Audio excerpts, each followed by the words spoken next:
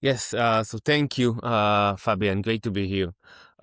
I have a career of 10 plus years in automotive, transportation, mobility technology. Started my career in finance, went on to operations and then to commercial roles. And 2 years ago, started my own consultancy, which is called Mobility Business, where I focus on everything in mobility but centered around growth. So that would be market research, go-to-market plans, anything that has to do with strategic partnerships, buy-side M&A. So the growth stage of the company where strategy meets corporate development. I have projects in mass rail ticketing, wireless electrification, so very, very broad. And I'm also the writer of Moving People, which is a weekly newsletter about mobility in general and urban delivery, sent out to 5,000 subscribers each week. And if you're not a subscriber, I know you are, but if the listeners aren't, please subscribe. Make it 5,001. No, thank you so much. And you're at 3, 4 conferences next week. So you're always keeping yourself busy. Yes, I'm going to the IAA next week, and then 3 different conferences in the UK the week after. So busy period after August. Yeah, and I really appreciate you making time for this. To kick us off and sort of looking at one follow-up question to your brief introduction. Does your work predominantly focus on the UK, or what sort of regions geographically do you predominantly work with? So I focus on Europe and the UK. So that's where my focus is. You have to know your own boundaries. I know very, very little about the US market. I do work sometimes with US companies where they are looking to enter Europe in general or UK specifically. Mm. To kick us off sort of more broadly in terms of the current mobility landscape, there seems to be always sort of a little bit of a gap between what's actually happening on the ground and then some of the blue sky that is sort of portrayed at conferences and in the news media. I know, especially with the rise of Gen AI, there seem to be a lot of application areas that are quite promising. If you would have to describe the current landscape of mobility more broadly to someone who isn't so in the weeds as some of we are that actually work in this space, how would you portray this sort of picture of the current landscape to him or So her? So when I speak about mobility, I speak about the technology elements of transportation.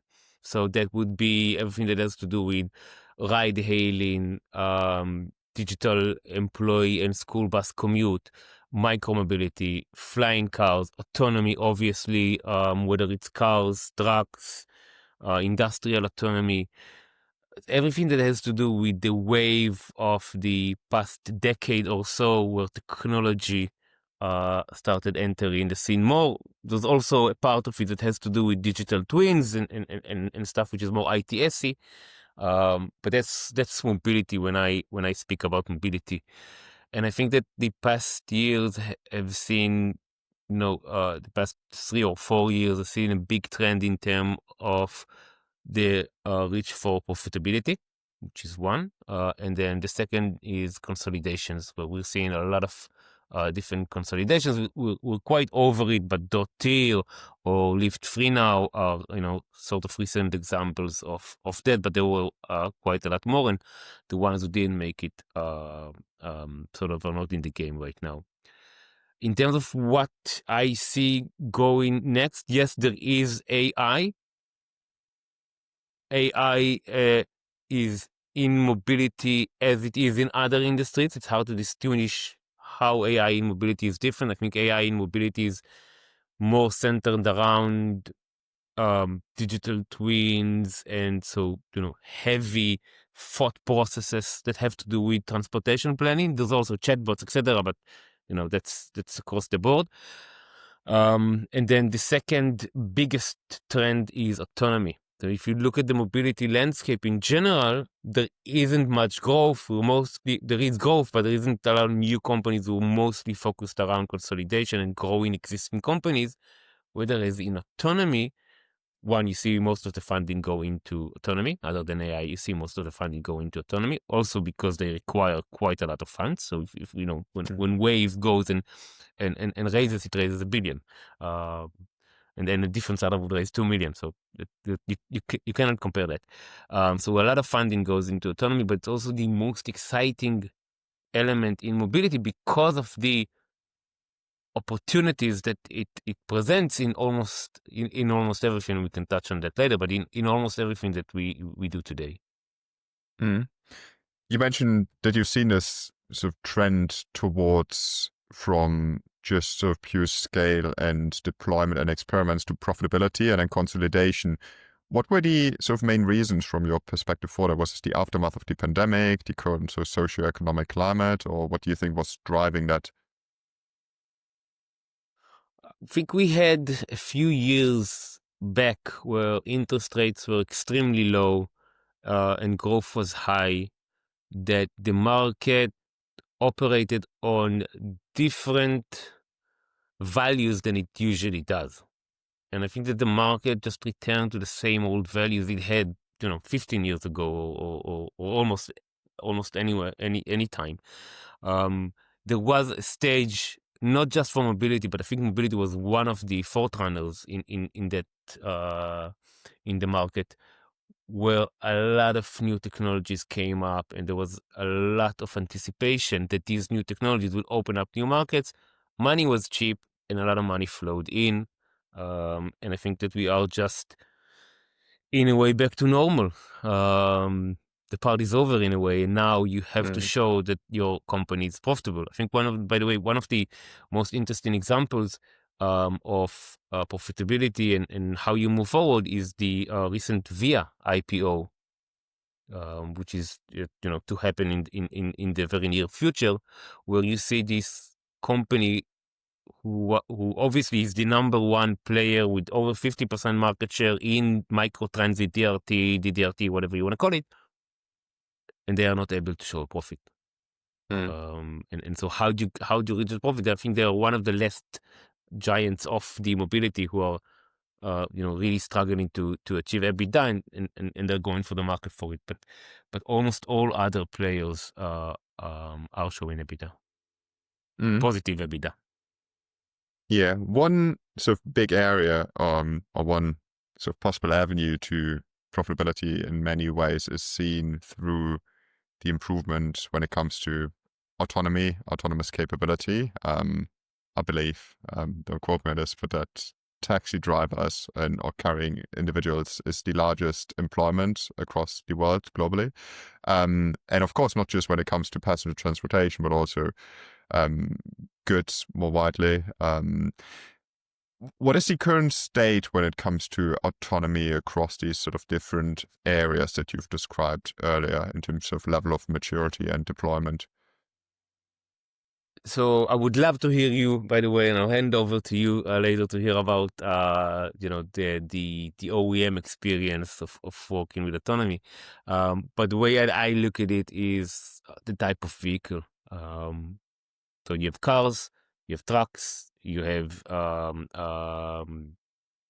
minivans. Those are different because cars do ride hailing. Vans do sort of a public transportation service, and then buses and trucks, and it's pretty much the same use cases, but there is amazing advantages. So I'll just say about car sharing, for example, okay, whether it's teledriving or car sharing, this opens up huge opportunities. One, to improve the customer experience. It no longer has to go that, no longer has to walk 5 minutes to the car. Car arrives to his home. That's a better customer experience. And then also on the operational level, if I can move the car around, I don't have to park it every third street, and then the operational gains increase. Better operational gains, better demand, and that would lead to lower prices. And I guess that leads to the question of subscription economy, whether we will move more towards the subscription economy. But broadly looking at it, it will be the same use cases that we see today, but different. But now I am interested in hearing your thoughts about how OEMs in general deal with it. Yeah, I mean, what I find quite interesting, and this is sort of just from the outside perspective, is that there are definitely sort of major geographical differences. I mean, here in the UK, in many areas, I think it would be almost unimaginable to see sort of experiments in a way to run more advanced levels of autonomy when it comes to passenger transportation, and they're of course quite public in like San Francisco, etc. at the moment, and many individuals that use them seems to be quite happy with them. There of course have been also incidents in the past with the likes of Cruise, which were really tragic, which also raised, lots of moral questions around how safe autonomy has to be. And I think as an OEM, especially, you always want to be very much sort of on the side of caution.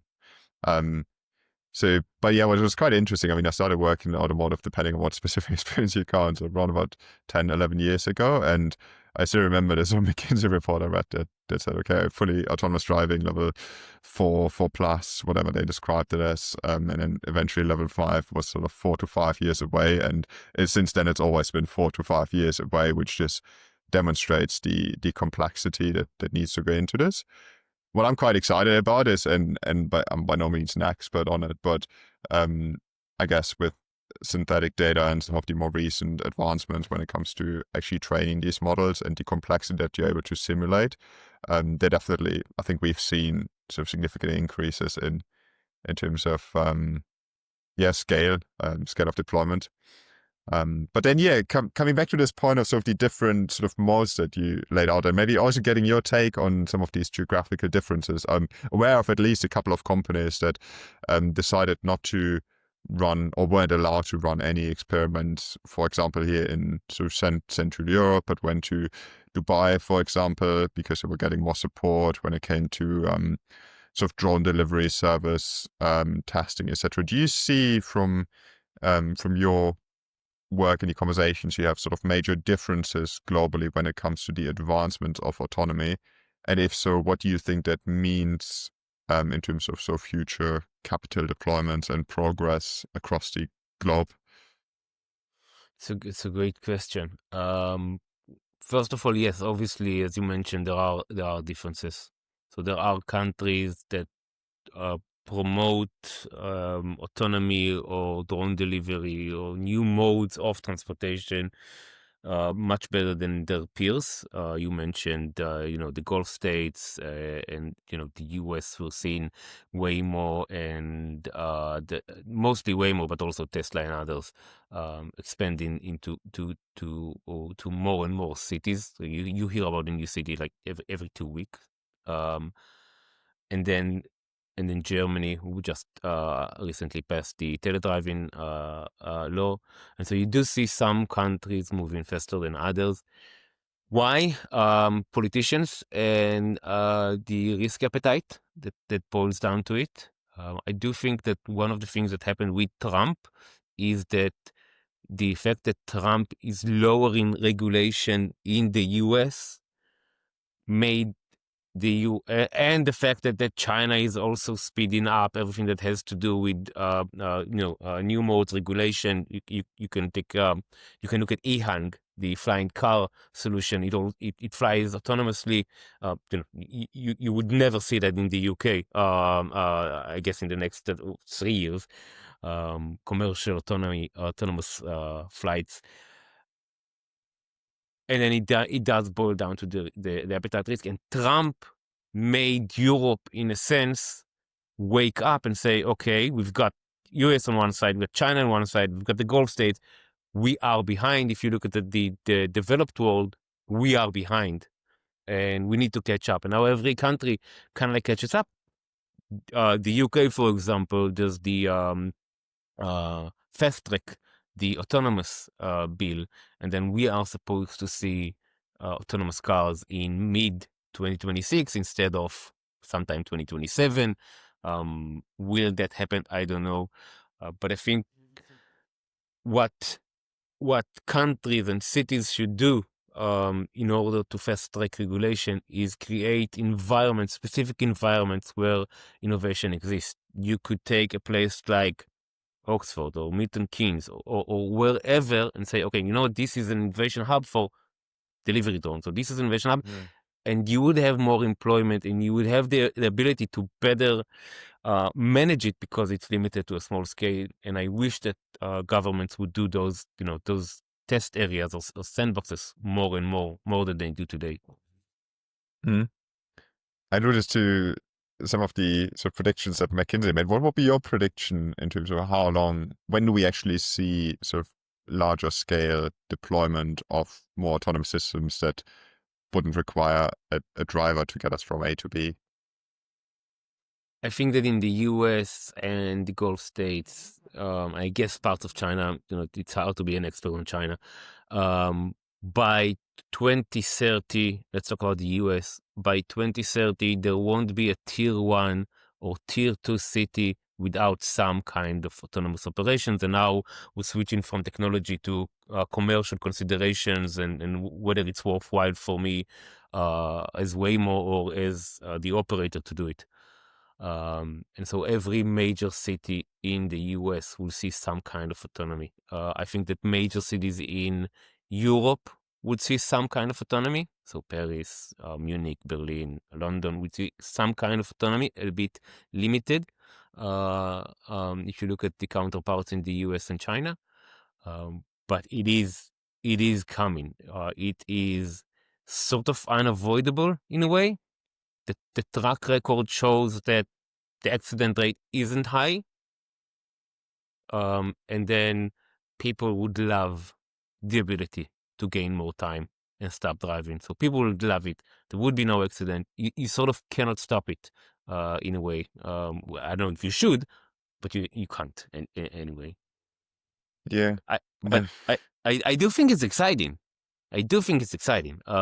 We had, when there was the switch to electric vehicles, there was this conversation about, wait a second, would electric vehicles actually be good for other stuff other than the environment? So will they eliminate congestion? Will we use the opportunity to change the way that our transportation system works when we move from diesel to electric? That has not changed at all. Okay, so there's no reason to believe that changing the engine type will change the behavior of the person. There is a big question about behavior of people when it comes to car ownership and when it comes to would people drive more or less. I guess that Waymo and some other companies have some data on that, but my personal hunch is people would still own cars, maybe a bit less, but people would still own cars and people would just drive more. So we need to be ready for that future and how we deal with increased congestion, because anybody can just hop to a car and drive 2 hours and just read a book. Yeah.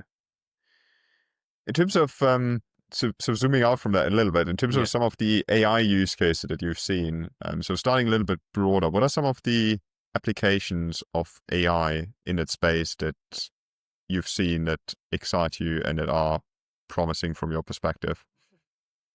So there's a fleet management company called Switch. It's an Italian startup, and they are doing something very, very interesting with AI, where they are using AI to better do the rebalancing and the battery switch and everything that has to do with how you manage micromobility and car sharing operations. And then they took that and created an AI interface where you can ask questions from the platform. So, old days, you would have a dashboard and you would need to configure the question, and then you could understand the data and then you would act on it. I think that's where the opportunity is.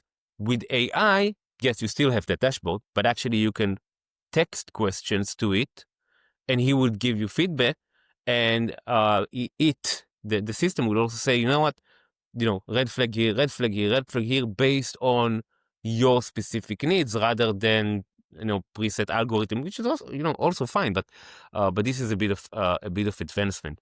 And I think that the ability, if I zoom back, the ability of AI to say or to be able to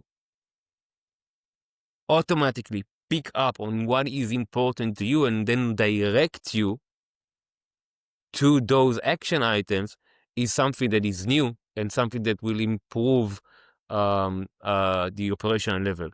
When you look at the digital, a different example, when you look at transport planning, there's a company called Assist2B, and they use AI to do better transport planning. So they mesh up different data sources, mobile data sources, city existing data sources, etc., sensors, whatever not, and then they use AI to say, okay, what should you do better with your existing transport planning? Where are people heading to and from? And that really is something that you need large data sets and a way to manage large data sets to reach better conclusions. I think that this is where AI. So to conclude, one, the heavy planning, where you need a lot of computer power to analyze large set of data, and then also how you make everything more visible and easier for the user. Two sides of the value chain. Mm. That's super interesting. The past 2 days, I've spoken to 2 individuals separately that successfully started, built, grew, and then sold companies in sort of a related space. One was focused on sort of vehicle charger health. To essentially, they sort of developed this ML model to predict how reliable certain chargers are based on indicators to improve essentially charger uptime, and then indicate to end customers whether or not the charger would be available or not, and then sort of grew this and then eventually sold it. And then the other one will focus on sort of a predictive model for where chargers, this was focused on across the UK, should be located, and then worked with real estate companies, etc. And both of these sort of were very much started from scratch by individuals or very small teams of 1 to 2, 3 people that essentially built these solutions themselves and then started working with different players. Do you think that some of these innovations in areas that you alluded to in terms of planning, experience related, other types of optimizations, that they more likely come or should come from the existing players, or that there is potential for smaller companies to essentially look at sort of specific sections of the value chain, specific problem statements, and then solve them potentially quicker than they could? And also from your experience, given that you work with so many and talk to so many companies in that space, what do you think could be some of the barriers for smaller companies to essentially progress in that space? So I think that generally before AI, sometime in history before AI, you still had a lot of innovation, and usually by smaller companies, so startups, essentially, that grew. Although you have innovation centers with large players. So if you look at every OEM and companies such as Cubic, they all have these large innovation centers where they look at innovation that's in the market and run their own innovation. But it was always startups. And I think what happens with AI across the board, not just mobility, is that you are able, as a two-person company, to get to $1 billion valuation without anything, with a garage, and 2 people coding and then publishing it online. And I think that opens up an even huger opportunity for the founders themselves to create something really, really big without needing to scale. And I think that the major challenge here with the larger players, okay, so I said Cubic as an example, which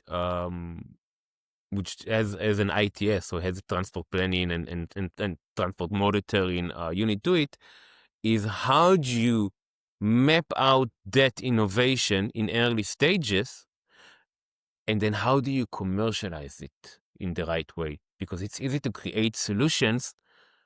It's not always hard to commercialize them. And this is what we've seen in the wave of mobility, the past wave in mobility. So there's a lot of technology solutions that need the right budgets. If you look at, again, going back to digital twins, which is the sort of the first AI invention in mobility. Don't hold me to that. The struggle there is finding the budgets, the local authority and the certain government budgets to get that into the planning stage. And I think that's where it's so important for startups and corporates to be able to speak to each other, especially in the B2G market, but also in the B2B market, less the B2C, on how do you actually commercialize those innovations in the right way. Mm. So there are two examples that came to mind while you were speaking. One was Car2Go in Germany, which was, I believe, a joint venture between BMW and Daimler in the sort of mobility services space in and around Berlin, where they invested loads of money, tried it for 2 years to get this mobility service off the ground.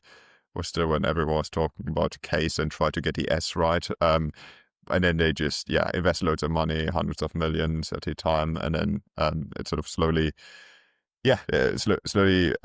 faded because they couldn't get this element of commercialization and profitability right. And another one that came to mind was Street Scooter, which was, I believe, a spin-off from the RWTH in Aachen in Germany. So one of the sort of leading technical universities that sold or at least partnered with DHL, so the large logistics company, to essentially develop electric trucks, so purpose-built electric trucks, which now seems to be quite common in a way, but they were maybe ahead of their time, so it must have been sort of in 2016, 17 maybe.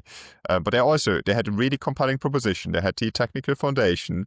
They had the largest customer possible in Germany, at least, and they managed to produce them at a sort of reasonable cost and still couldn't get to this element of profitability. Are there any sort of insights from any of these sort of companies that you've worked with, or your perspective in terms of how do you get this balance right in terms of, yes, there will be an upfront investment to some extent, but we also want to test ideas quickly and we want to iterate, but then at some point there needs to be an uptake in revenue generation. So I'll repeat, stuff that smarter people have said. One, never fall in love with your solution. So this goes more to founders. The technical solution is amazing, but don't fall in love with it. Somebody actually needs to buy it, even if it's the best technical solution out there. It's sometimes better than the competitors, but too good. They don't need it. So that's one. And the second is talk to customers. This could be, if you're working with an OEM such as JLR, talk to JLR, talk to different people in JLR, talk to competitors, trying to understand how the market works. If you're a startup that aims to enter the automotive supply chain, understand, invest a lot of time in speaking to those players. So what are the price range? There's low tolerance. It's better than I do. There's low tolerance with OEMs about adding features that cost more, and there's low tolerance, for example, in the logistic industry, for stuff that will cost more and not show ROI. So understand your customers very well, and then also choose the right person to pilot with, or the right company to pilot with. It's super important that the first pilot, the first proof of concept you have, is done with somebody that has enough patience in a way to wait until it works, because it usually the first proof of concept is a bit clunky. So you have somebody with patience. These are general advices that I think are very true, and the number one is talk to the customers. If you want to see this commercialized, talk to the people that are supposed to buy it, invest time in that. Yeah.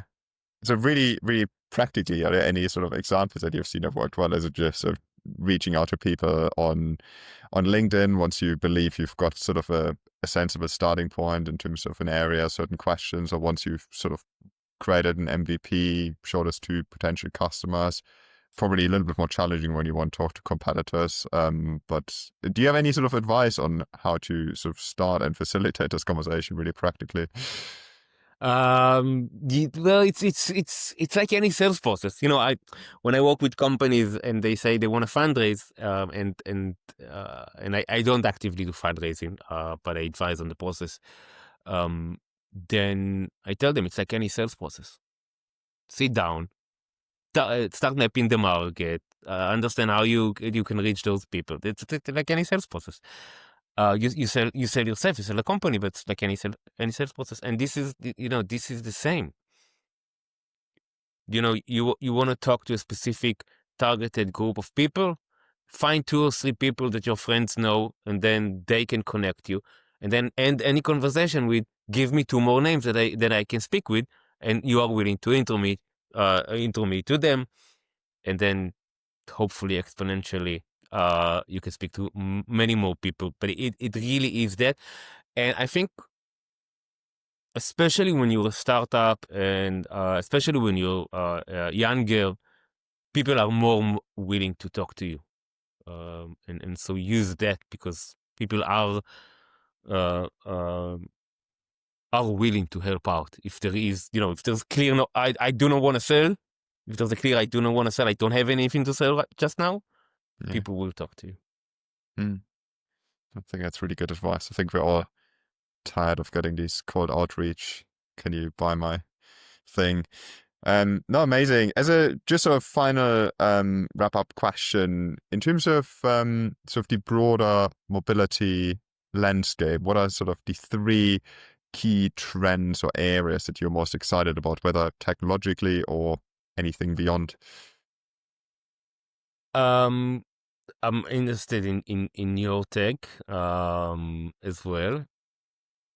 I think the most interesting thing right now is autonomy, on the vast use cases that it can present. Some of I'm less excited about all these flying cars. I don't think it's a mass transport solution, and I really like mass transport solutions. It's a great service if you want to get from an airport to Manhattan, but that's pretty much it. And I think so, autonomy is one, and then I think there is sort of a back to basics in terms of how governments are managing their public transportation, all the way from planning to tap in, tap out, to analytic tools, to transport management real time. I think that there is a shift from, we've tried a lot of new technologies over the past decade, and now we want to go back to the basic. We want to improve the backbone of our public transportation system, which I think is also a trend that is very, very interesting. But it's harder for it to pick up because of budget constraints right now. But it will come in a few years. I think I can see it starting. So autonomy on one side, back to the basics on the other. I think that's the kind of the major trends. And now I turn the question to you. What do you think? No, they're certainly 2 incredibly exciting areas. One that I would add to this is definitely around, I think, hyper personalization and conversational agents. So I'm not sure if you've seen it, but I mean, some of the Chinese EV entrants, they're quite advanced when it comes to actually having a conversation with your in-vehicle assist, essentially. That's that has access to, for the better or worse, all of your sort of personal data points, your calendar, your shopping behavior, knows everything about your smart home system, etc., all of your preferences, and then can provide very sort of tailored guidance, optimizations, also from an experience standpoint when you're charging your vehicles or you're on the go. And then if we combine this then with more advanced levels of autonomy, suddenly sort of your commute time, etc., becomes much more enjoyable, productive. So this is one area where, of course, there are still a lot of sort of challenges that everyone faces when it comes to the deployment of that. But this is, I think, sort of an area that's sort of overlaying some of the points that you emphasized. No, it's interesting. It's something that we haven't talked about, but the entire in-cabin experience. So how will Yeah. the car look like? One, it has a lot to do with, will I need to take over? Because if I will need to take over at some instances, then we still have to, still needs to be a steering wheel, still needs to be a driver seat, and we'll probably see the next decade will come out with 99.9% of cars that still have a driver's seat and a wheel, but there's huge opportunities in cabin. One, from the features that you've mentioned right now, and second, from the layout itself. It's not just here yet, but if we had this conversation in 3 years, we will be talking a lot about in-cabin experience and how that changes, probably. Well, maybe we have to do another episode on how the vehicles or devices change, and then how the in-cabin experience changes. But yeah, no, Barak, thank you so much for your time and insights today. That's been fascinating. Thank you for having me. It's been great.